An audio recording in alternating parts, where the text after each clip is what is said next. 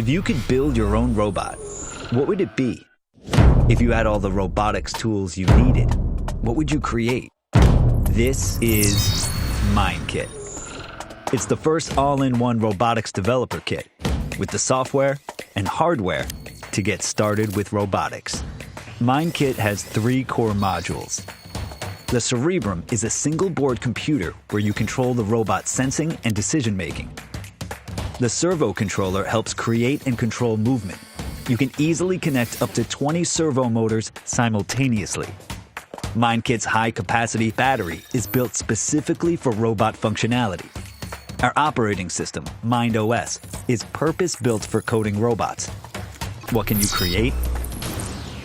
MindKit features advanced capabilities like LiDAR SLAM, so it can map indoor space in real time. So if you want a robot that recognizes people and gives them a hug, Okay, robot. Pass the salt.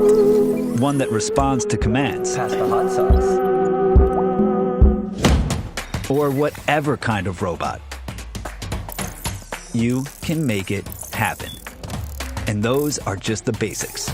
With our open source Mind SDK, you can develop your own skills. There's no ceiling on what you can create. MindKit. Can you robot?